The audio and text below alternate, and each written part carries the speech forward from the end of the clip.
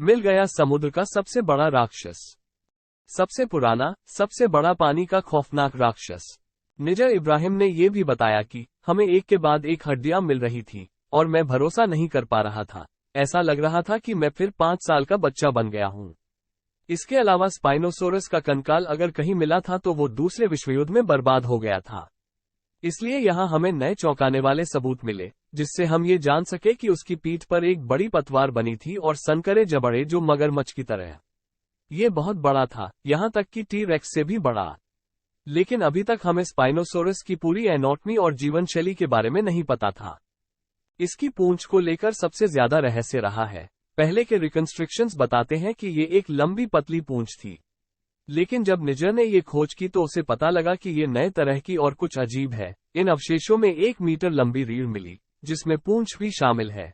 इससे इस पूंछ के उद्देश्य पर भी सवाल उठे। किस ओर इशारा कर रहा है डायनासोर का नया स्ट्रक्चर? जाहिर तौर पर वैज्ञानिकों को ये लगने लगा था कि डायनासोर का नया स्ट्रक्चर इशारा कर रहा था कि स्पाइनोसोरस पानी में तैर सकता है।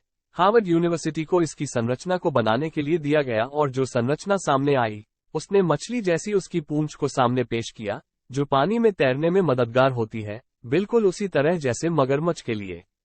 निजर इब्राहिम ने इस बात की जानकारी दी कि स्पाइनोसोरस की पूंछ दूसरे डायनासोर्स की पूंछ से बिल्कुल अलग थी। मतलब इसकी पूंछ को कई तरीकों से मगरमच्छों से तुलना कर सकते हैं। प्रयोग से पता चला कि ये पूंछ किसी भी जानवर को पानी में तैरने की काबिलियत देती है। निसार की इस खोज ने चर्चाओं पर लगा दिया विराम। पानी में डायनासोर के रहने का रहस्य दशकों से चर्चा का विषय रहा है। हालांकि इसी दौर में कई और ऐसे जानवर थे जो पानी में रहा करते थे, लेकिन वो डायनासोर्स की बिरादरी से नहीं थे। निजर इब्राहिम ने कहा कि काफी समय जीवाश्म विशेषज्ञों को यही लगता रहा है कि डायनासोर का राज पूरी दुनिया में था, लेकिन पानी में बिल्कुल नहीं।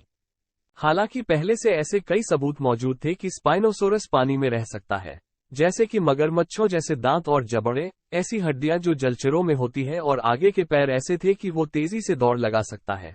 फिर भी कोई पक्के सबूत नहीं थे जो ये कह सके कि स्पाइनोसोरस पानी में तैर सकता है, पानी में रह सकता है। अब निसार की इस खोज ने इन चर्चाओं पर विराम लगा दिया है।